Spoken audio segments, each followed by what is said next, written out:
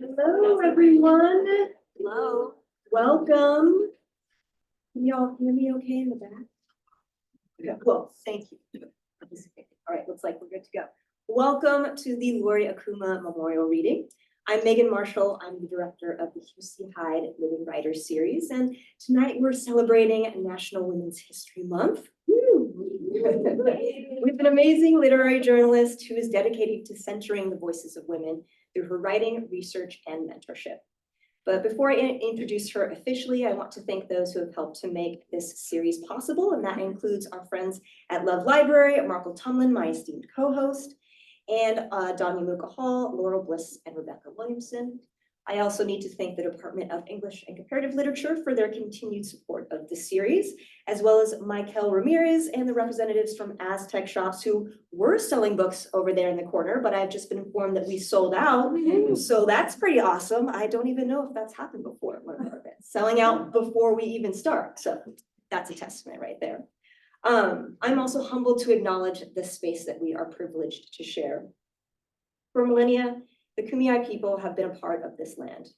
This land has nourished, healed, protected, and embraced them for many generations.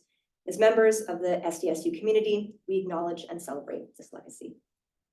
And tonight, I'd like to issue a very special thanks to the Okuma family for the endowment that allows us to honor the memory of a beloved SDSU MFA student, Laurie Matsueda Okuma, by featuring the work of a woman poet or prose writer. In addition to earning her MFA here, Laurie also taught and was committed, like tonight's special guest, to bringing attention to women writers whose voices are often silenced. In the abstract for her MFA thesis manuscript, The Whisper of Distant Waves, Laurie wrote of this silencing.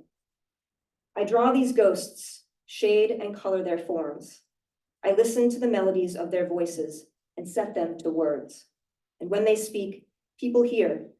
For the words on the page act as a microphone and make those voices real. I stand with them, and the world sees me too. I am no longer invisible, no longer silent. Laurie understood that by working to amplify each other's stories, by seeing and listening to each other, we can tell a more powerful story in which no one is invisible. And I'm honored to announce that Laurie's manuscript, The Whisper of Distant Waves, has now been entered into special collections and university archives here at Love Library, and will be housed alongside many other impactful voices, including those from several of the guest authors we've been able to host over the years as part of the Memorial Series. So this just gives us another reason to celebrate her legacy tonight, along with her family's continued support. So just a few final reminders. Please silence your phones if you haven't done so already. And know that this event is being recorded, but don't worry, all we see is this space right here. It's now my pleasure to introduce our featured author.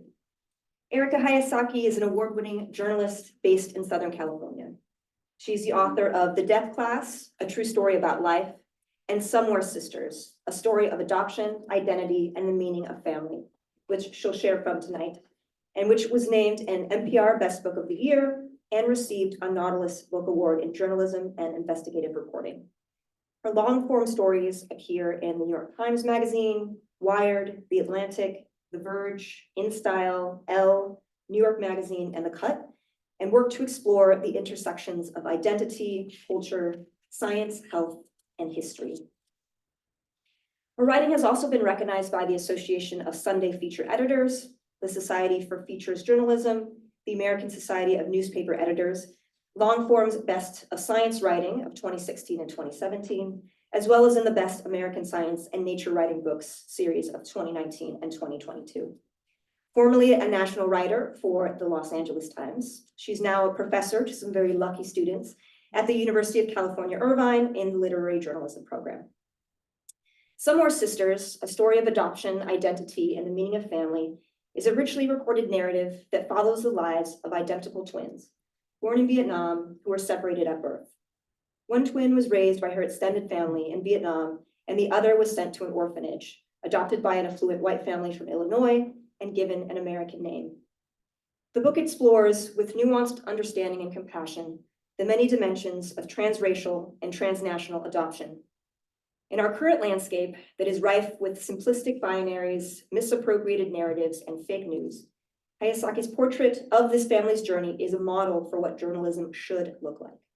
Of her approach, in an interview with The Cut, she states, "Here's what I wanted to do with this book, to listen and to tell these stories honestly, with all of that multidimensionality and all of these contradictory experiences that might happen in somebody's life, and to give a clearer picture of what this experience feels like, because oversimplifying can be dangerous and harmful." Here to express that last part a little louder for people in certain ivory towers, let's give a warm welcome to Erika Hayasaki.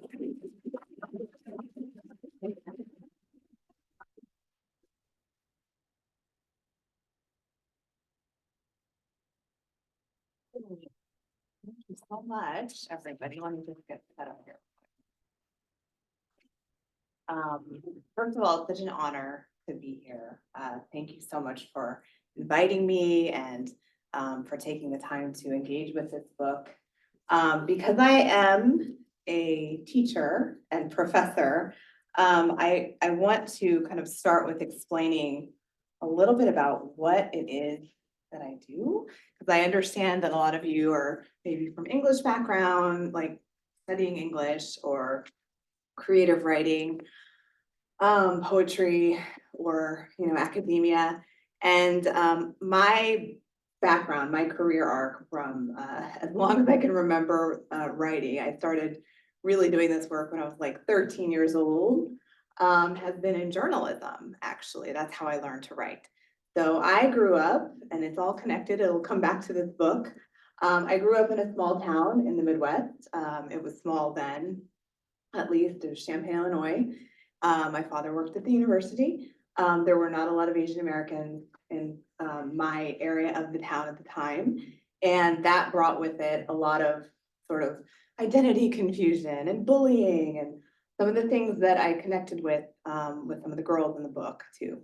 And, that led me to a journey of writing and telling stories and telling people's stories. It started with writing for, my school newspaper.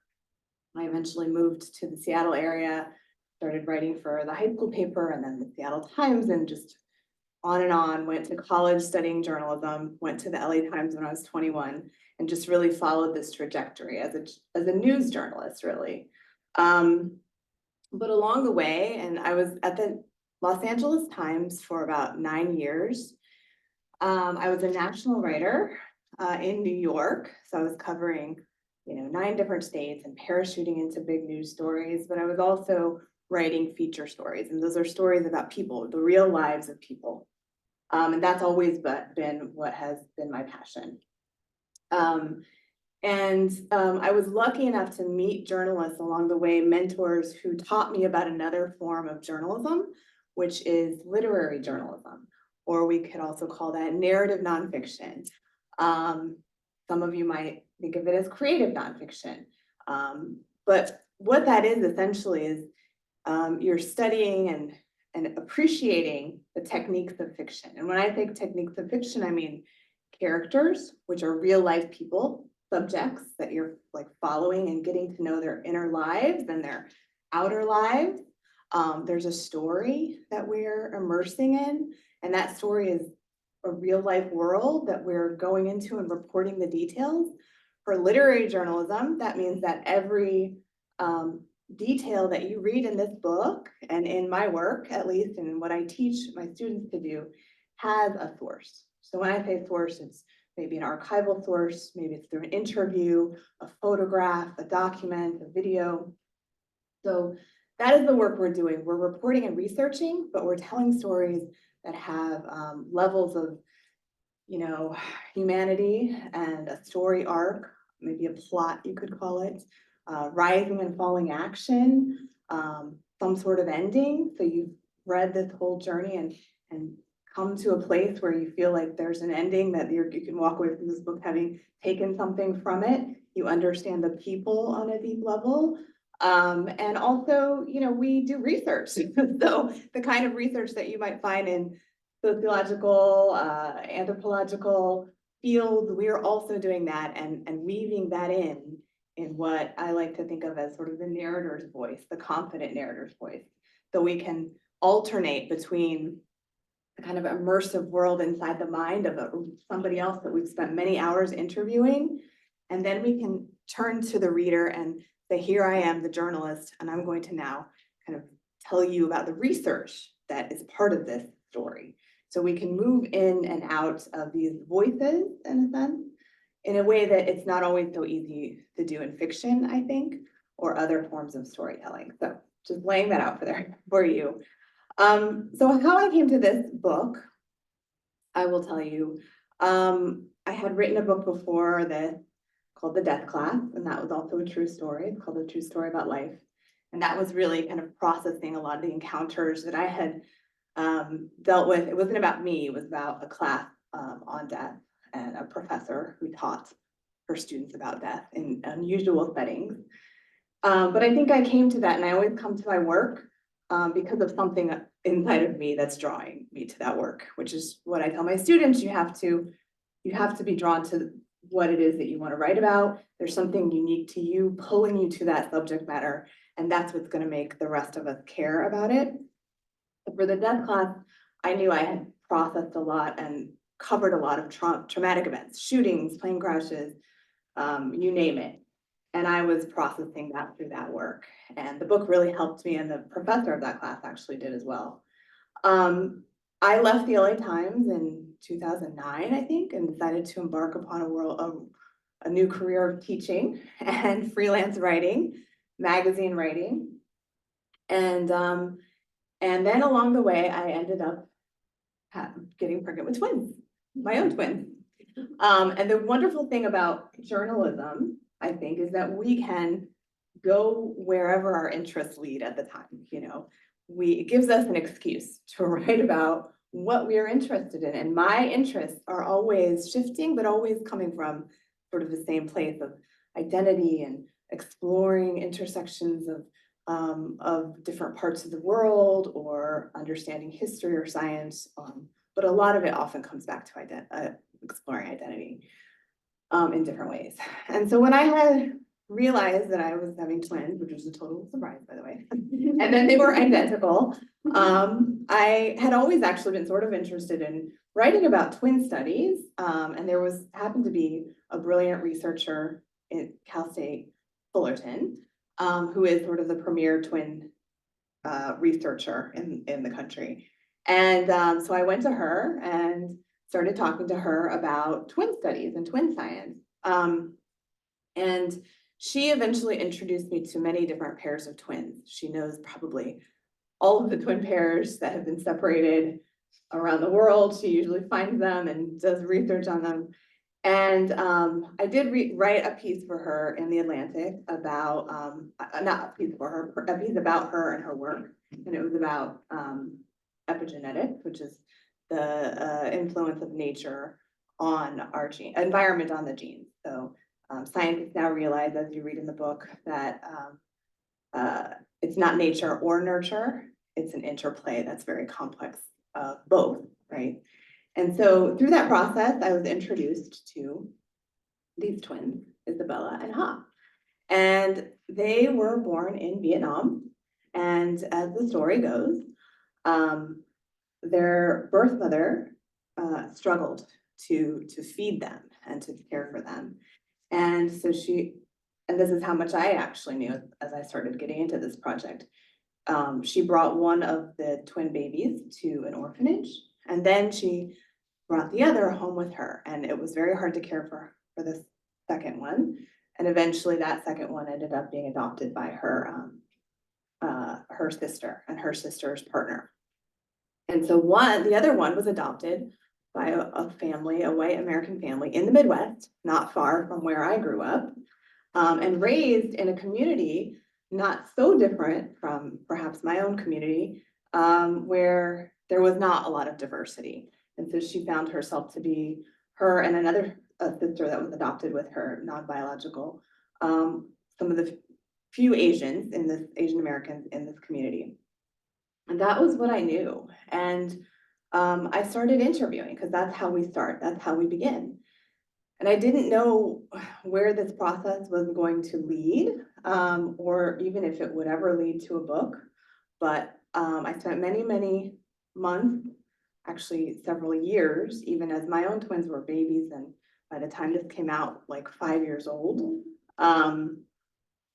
researching, interviewing, learning about the story of adoption, the stories of adoption, talking to the family members and researching the science, even traveling to Vietnam, interviewing the family members, the birth family members. So I think what I'll do is read some of this and talk a little bit more, if helpful, about where it ends up. And I'm going to start actually with the beginning. The beginning is called, it's a prologue, 3 triangles. 3 young women share a booth in a noodle restaurant on a frigid evening in 2018 in the Chicago suburb of Arlington Heights. Each wears a winter windbreaker over a sweatshirt, covering their identical tattoos. Inked beneath their rib cages, the girls bear the same image, a row of 3 simple and unadorned triangles, a design they came up with together. One triangle to represent each of them, overlapping like their lives, standing in symmetry as if hooked arm in arm. They are sisters, each with her own original adoption story, connected to one another. The 3 of us have this huge bond, explains the youngest, because we're different, and we get that. They went to the tattoo shop together in 2017, riding home with tender torsos. The sisters recount this story inside of a franchise restaurant, Noodles and Company, where they eat dinner. The girls, all born in Vietnam, now live in the United States. They do not know it yet, but over the next couple of years will involve periods of intense self-discovery for each of them. Questions about individualism and what it means to be part of a diverse nation in which differences can be celebrated while also deemed inferior or blotted out. On this night, they are not yet college students, but over the next few years, they will grapple with the elasticity of identity and family. They will embark on college adventures and personal awakenings.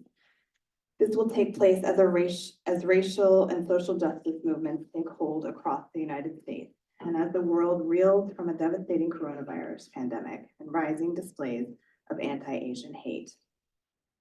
In the middle of it all, the trio, Ha, Isabella, and Olivia, will live together and lean on one another. Few others could truly understand the dynamics of their interwoven lives, or how they got to this place together that required such emotional sustenance from each other. Their family bond has never been a traditional one.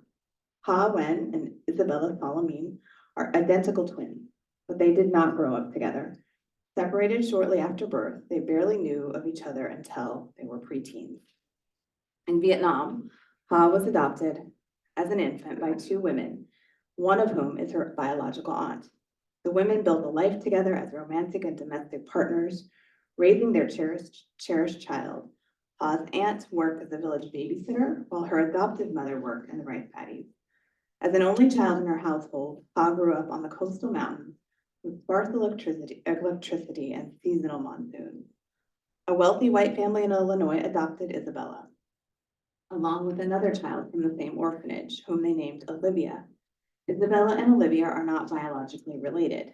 The family gave both girls their last name, replacing their Vietnamese names with Western ones. Wen Can Kim Loan became Isabella Louise Salamine. Din Can Nu became Olivia Claire Salamine. Born in 1999, Olivia is 10 months younger than Isabella and Ha. She was adopted on the same day in Vietnam as Isabella. Both Isabella and Olivia were raised by Keely Salamine, a homemaker and philanthropist, and her husband, Mick, an investment banker. They lived in a house in an affluent suburb lined with equestrian trails and enormous homes on vast acres of land. Out of the 6 Salamine children raised together, Isabella and Olivia are the only 2 Asian Americans and adoptees. Ha would not meet the Salamines until years later. And I'll just pause there. So that was where it began for me, driven by my own interest of understanding, of trying to tell a story about twins, nature versus nurture, identity, and telling a story about people. And I also was driven to this story because I could identify with some of the feelings of maybe alienation growing up in a small town. and growing up Asian American in a small, not diverse town. But where it led eventually was actually a very different place. What I eventually began to learn along the way doing my research, because as journalists, we're not just telling, the stories of the individuals alone, we're setting those stories in the context of history and social conditions. And I will say that when I teach this work, literary journalism, I think of storytelling in 3 dimensions. And this is something I've just sort of developed over the years. When I started learning from mentors at the LA Times about narrative nonfiction, I knew you find a person, they take you into a world, and this is what my mentor told me. This person will sort of help you explore a world that maybe other people don't understand, and through that journey, we'll see that, and there will be, some challenge that happens in their life, and then some resolution, right? And there's this sort of neat story arc that you're looking for in real life when you're doing literary nonfiction. And that's true. But life is also more complicated than that neat story arc, true life, right? And so I really started to think about that as I've taught and over the years done this work. And I still think, a story, a real life true story, begins with a character, a real life subject. And that can be a person going on a journey. It could also be a place that is a character, and it's populated by all the people in the place, right? But the place is sort of going on the journey, right? Maybe like a ship that has everybody's come down with COVID, right? There's a couple of stories about that happening during the pandemic. So there is that character dimension that's so central to a story, and you need that. You need somebody to go on that, have a moment of realization, and learn something about themselves or about the world. And we want to sort of feel immersed in that person's life. And doing that as a literary journalist, what I did here, you spend many hours doing deep psychological interviewing, which is actually another term that I use. It's interviewing not just about what's it like to reunite with your twin, but what is your life like from birth or even before that, your ancestors? What is your oral history? What is your origin story? So you're doing that deep interviewing to understand character. But the other thing that's important for me, the other dimension, is the social dimension. Why do we care? Why does this matter now in this moment? What does this tell us about the world we live in? And for me, that social dimension started with science, right? Identity, nature versus nurture. How do we become who we are? If we have the same genes, but we're raised in totally different environments, are we going to turn out to be the same person? I know it sounds like a wild question, but those are the questions that have been studied with twin science throughout history. What are the forces that shape who we become? Is it where we come from? Is it our ancestors and our DNA? Or is it all the experiences that we are exposed to in our lives?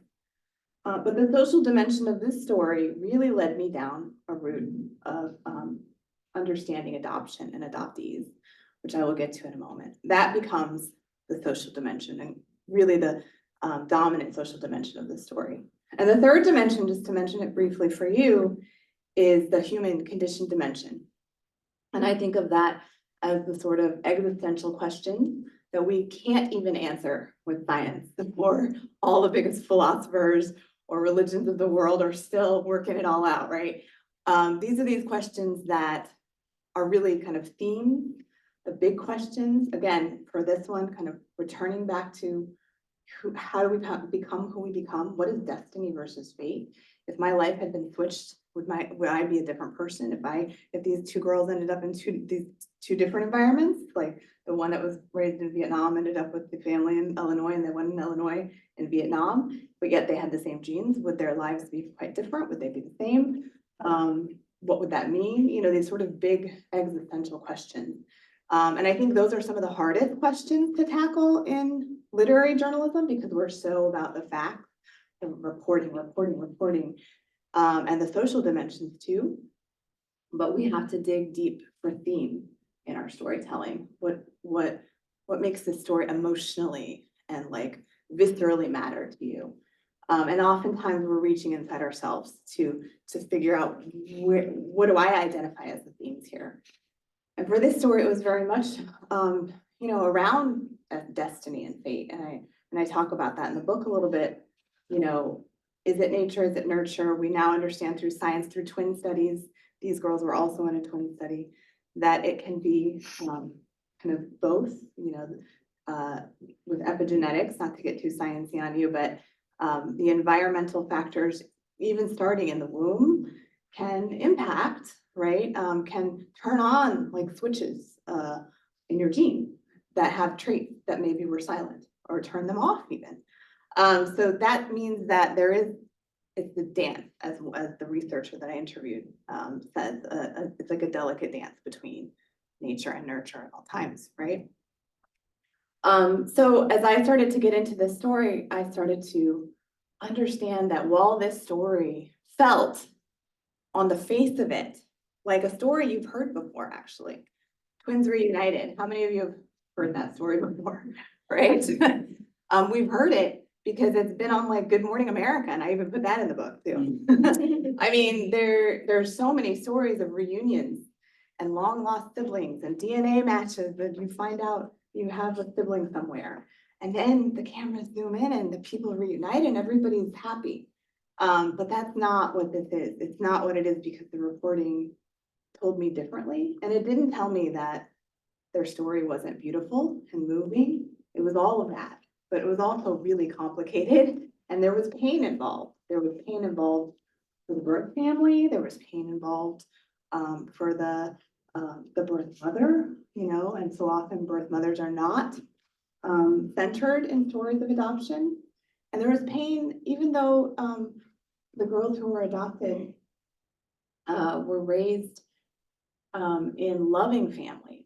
And that goes for both the twins and then the third girl who was adopted along with one of the twins. Ha was adopted and raised in a village in Vietnam and did not have access to elite schools or sometimes electricity, as I mentioned. But she was deeply loved by her adoptive mothers, who faced their own discrimination as a gay couple in Vietnam, where that wasn't always openly accepted. And Ha herself faced, you know, discrimination, being a child who at times recognized or was bullied because she felt like she was a child that was given away, right? Then you go to America and you meet these young women in America who have a loving, big family with lots of privilege and access to elite schools and everything else.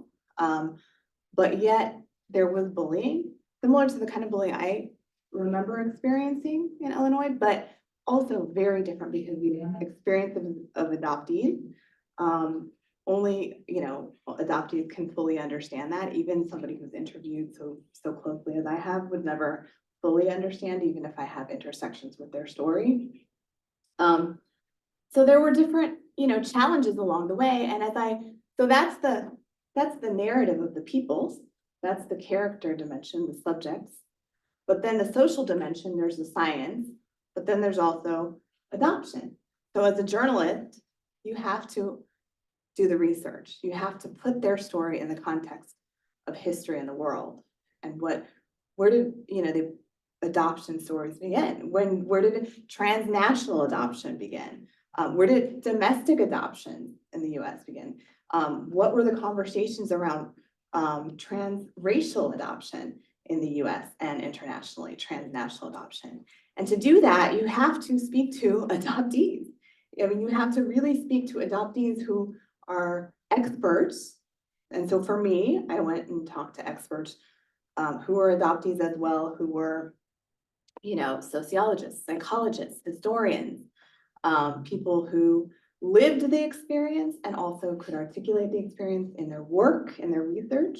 And there are many, many books. This is really so late in the game of understanding adoption stories for me, because the body of work around adoption is vast, and scholars have been doing this work for a very long time.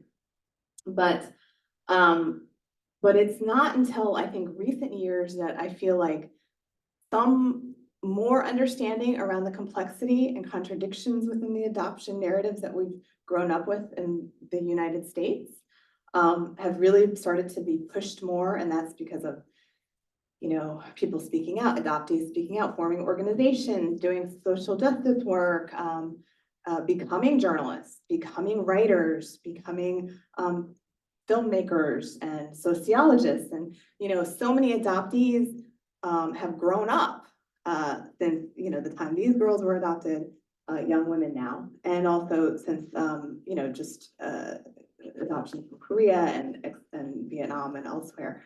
And they've done so much of that work. And so it was really important to me to tell that part of the story too. And that becomes the social element of the story that structurally becomes difficult to weave into a story that's also about people. So you have to alternate between the personal narratives and then the structural and historical context, the sociological context. So just structure-wise, that was a challenge. I'll say that, and we can talk about that a little bit as well later. But it was important to me. So I guess what I'll do from this moment is actually to read from one of those adoptees who was not the main subject of the book, but she was an expert from Vietnam. And she told a story that I think put some of this into perspective. And that was from chapter 17. It's called Fairy Tales. Once upon a time in an ancient Vietnam, a dragon king from the water, Loc Long Quan, had a love affair with a fairy princess from the land. Cow, sorry if I'm mispronouncing. It is said that the brief union produced 100 eggs, which hatched into the first Vietnamese children, wrote Indigo Willing, who studied the mythological story while earning her PhD in sociology at the University of Queensland. One day, Loc Long Quan told Ao Ko, I am descended from the dragon, you from fairies. We are as incompatible as water is with fire, so we cannot continue in harmony. The lovers parted, and each took half of their 100 children with them. Despite their yearning to be together, it was their fate. It's such a beautiful story, how they fell in love in the heavens, Willing told me during a Zoom interview during the first year of the COVID pandemic. I had to report this, by the way, through COVID too. So the story extended longer and became even more complicated with that. But they had to separate. So the king went down to the ocean and the fairy went up to the mountains. And that's the story of why the North and the South and the Vietnamese people are continually apart. The story represents a kind of collective longing for unity among Vietnamese people and acceptance of what it is meant to be. But in her research, Willing grew particularly interested in another strand of this legend not often recounted. In some versions, as she learned, it turned out a few of the fairy princess's eggs had accidentally been left behind. As the tale goes, a European king and queen discovered the babies after the eggs hatched. Thinking they were abandoned, the royal couple decided to take the infants back to their own soil and raise them. Willing wrote in a 2004 article in the Michigan Quarterly Review. Even though they looked different from the people of their land, the children, though loved, felt rejected by society because of their foreign status and wondered where they came from. As a baby, Willing was classified as an orphan, adopted from Vietnam in 1972, and raised by a white family in an Australian suburb. To her, these fictional children represented the experiences of thousands of Vietnamese children who were adopted overseas, including many during the era of the war. As the adopted Vietnamese began to mature, she wrote, they would come to feel curious about their birth country and the people they left behind. But in real life, the process of searching rarely leads to biological families, she explained. And when reunions do happen, they are often fraught with pain and confusion. In her younger years, Willing did not feel so disconnected from her adoptive parents or their two biological sons. They loved her and always considered her part of the family. But when Willing started school, she began to question if she belonged. Why are you a different color from your family? The kids would ask. I just had no idea, she said, because nobody said anything until then. Her parents told her about the war in Vietnam. And from then on, every time anything about Vietnam was on TV, I just watched it in horror. She remembers images with Vietnamese villains and women who were sexualized or portrayed as prostitutes. The only thing I knew about Vietnam was that it was the land of poverty and orphanages, Willing wrote. I was afraid to be associated with it. For her master's thesis in sociology, Willing interviewed 13 adults who had been adopted from Vietnam as children between 1969 and 1975, all raised by white parents in Western countries.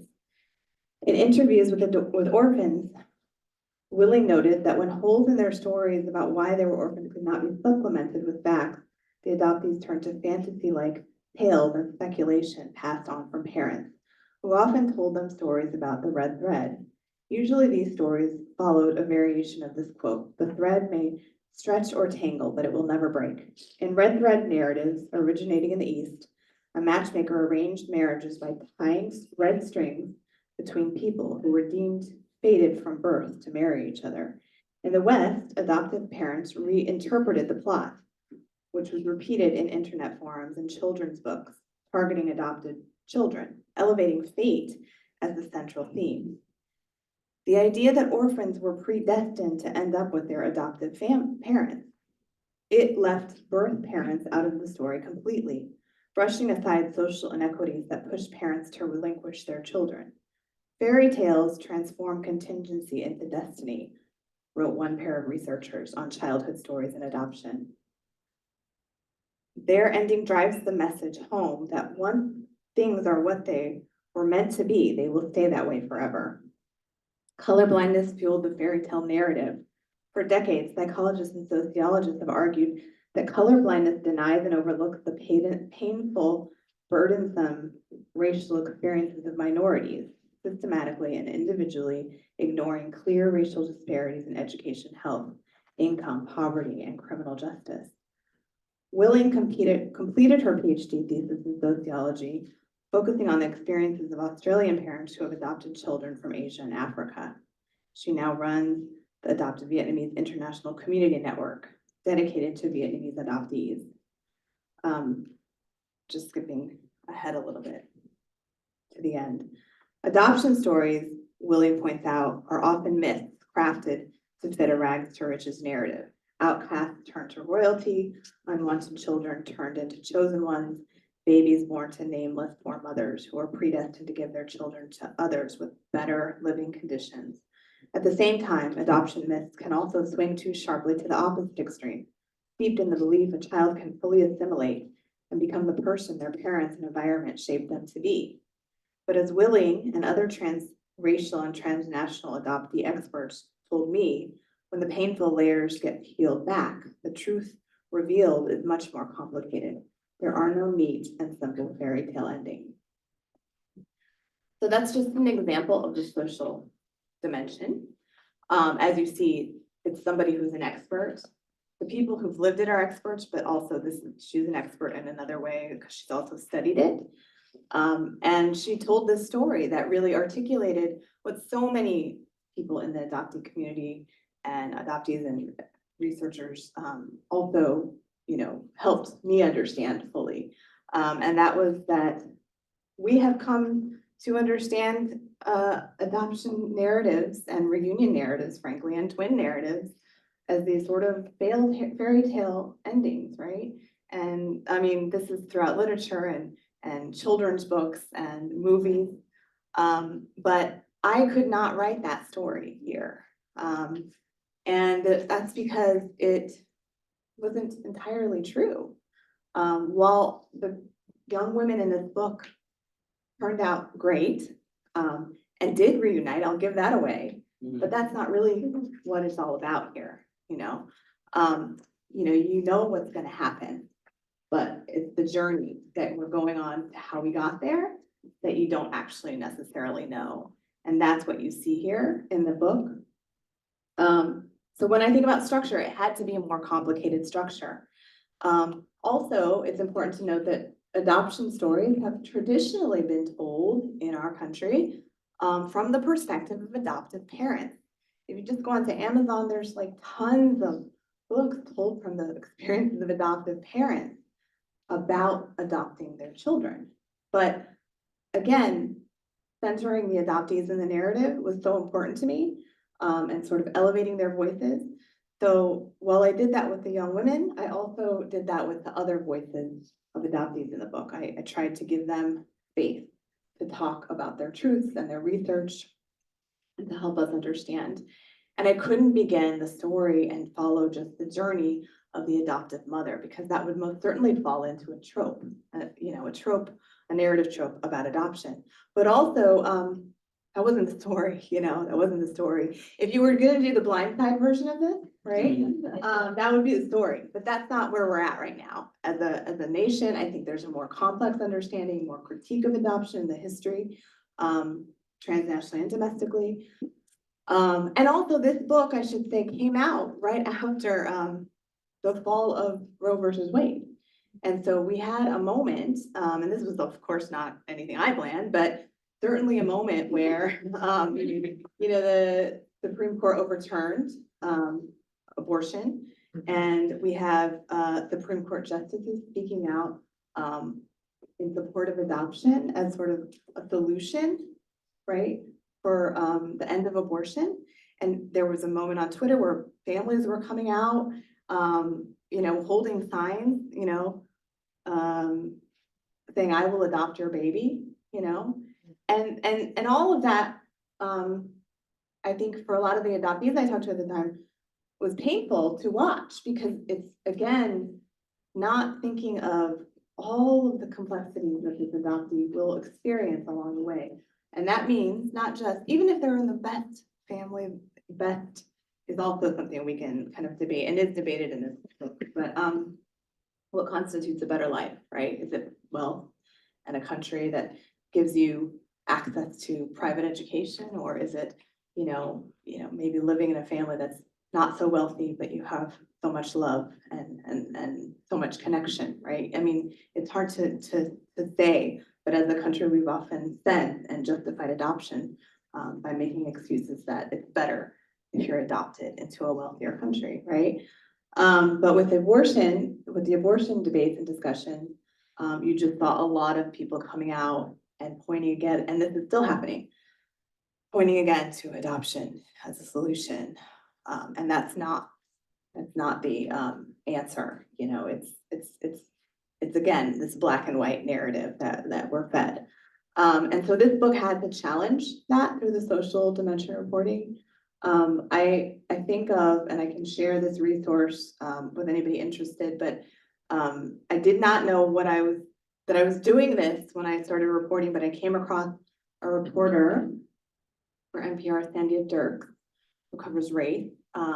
And she talks about the power narrative edit, which means that all narratives, and we're talking about reporting here, are about power at the end of the day.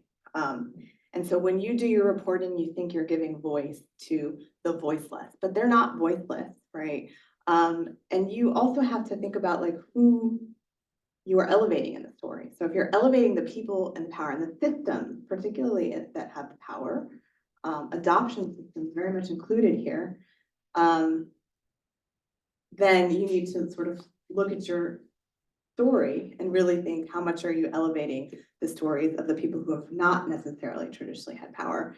So when you read this book, it alternates between personal narratives of the people, the family members, and the constellation of family members, and then the sociological chapters that are also elevating the voices that have not traditionally held power. So those are a couple of the main remarks that I wanted to make. Oh, and then I guess I wanted to talk also about ethics, because that is something I also teach. And there is something called trauma-informed reporting. And the people in this book, though it's not the kind of trauma that I necessarily covered when I was in the aftermath of the school shooting or something like that, right? It's still trauma for the families who have to part with their child. And there are moments in this book that are painful to read. And they were certainly painful for the people in the book, okay, to talk about, but also to recognize that they will be part of a book. And so while I spent 5 years reporting and sitting down and spending many hours with the young women and the families and doing all of this research and getting to know everybody's stories, and I talked to the sisters about fate and destiny, and we would have these conversations, racism, bullying, you know, reunions with family members, not just the twins, that did not go so well, right? That were deeply uncomfortable, that happened at a young age, 13. You start to get uncomfortable with this, and you start to get uncomfortable with maybe the steering of the reunion even by the adoptive mother in the US, right? You started to question, is this all right right now? Are they old enough to understand this? It just doesn't feel like a fairy tale. But that is reporting on real people. Now, these young women were mid-20s, are mid-20s now. So when I started interviewing, they were not kids. They were 18 or over at that time. Much of this experience happened from birth to teenage years. So what I was using there was a method called narrative reconstructive reporting, where you're reconstructing the past through memories, documents, videos, photos, etc. So a lot of what you read might read sort of like we're in the scene of the mom deciding to give a child, you know, to relinquish one of her children to an orphanage. But that I was not there for that, you know, and that's something we teach in our program, the literary journalism program at UC Irvine. It's called narrative reconstruction. When I was 13, I read a book, Hiroshima by John Hershey, which was deeply influential to me. And I did not know that I was going to do the kind of work he did, but he went to Japan and was a reporter for the New Yorker and reconstructed the moment the atomic bomb was dropped on Hiroshima, right? From the perspective of 6 survivors. And I read that when I was 13, which is, I don't know, kind of weird probably that I did that, but it impacted me. And now I teach that book to my students, and it's an example of reconstruction because Hershey was there for several weeks and he just was asking these very detailed questions of people who survived. And it's very hard to read, right? But now in our society, we have more discussion around reporting on trauma because you don't want to re-traumatize people, right? And we try to be very careful about that. And so, but even sometimes, you know, if you do follow all these steps, you never know. And that's something to be aware of. For these young women, I walk them through the stories, and for the mothers and for the adoptive mother. And I shared with them the parts. Now in journalism, you're not supposed to do that, actually. You're not supposed to share your work because you are traditionally the writer who has all of the power. But, you know, especially for the young women, I wanted them to know and be aware and have agency in their storytelling. And I also put in bits of oral history, which you'll see are just the voices of them speaking. But I will say that, and this is in the end of the book. I mean, if you have the red version, I don't know if it's in, yeah, I think that's version 2. And they also had the book before it came out, but particularly adoptive mother was very unhappy with me and continues to be because you know, and it's in the book, but it says that, you know, there was so much darkness that I focused on, right? And for me, the sociological, social context was dark, right? And it's reality. And I couldn't leave that out to tell a sanitized adoption story. I needed the story to be real and honest and complicated as adoption stories are. And so, and also the stories that involve the struggles of the family members, the girls, the sisters, you know, that's not easy to read. And I don't want to give it all away, but yeah, it might leave you feeling unsettled and question your thinking about like the adoption stories you've learned and grown up with, and how we think of them, right? Because it's not the version that we see on Good Morning America all the time. And so that's something I also want to leave you with, like this work is hard because, and I have so much respect for novelists and poets and people who do the work of the prose and, you know, have the imagination. I don't have much imagination, so my work has always been like factually based. That's the world I operate in. But I also appreciate literature and poetry and good writing and all of that, and all of the things that you learn in an English program. We also talk about and teach in our literary journalism program. So the work is hard because you want to have a story that moves, and you want to have the research that matters, and you want to have people you connect with, but it's also hard because you're dealing with real people, and sometimes real people get mad at you. Sometimes real people can get hurt by what you write. You know, and that's the work that we do. And all I can do at the end of the day is try to stay honest and with myself about sort of the purpose of the story and what I've learned, and make it as nuanced and complex as life can be. And sometimes that means it's messier. The structure's not totally linear. It doesn't totally feel like a movie or a novel, but it's not, right? And that's something to remember. It's real, and the people in this book are real. So I think I've talked for a long time, and I'll wrap it up here, but thank you so much for being here and for spending the time with me. If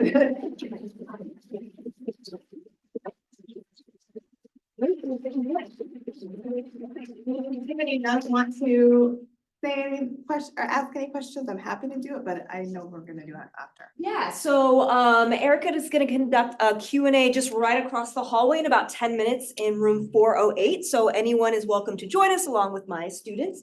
And we're going to linger in the room for a little bit. If you have a book that you would like to get signed, maybe we'll have Erika if you want to post up over here. Sure. But let's thank Erika again.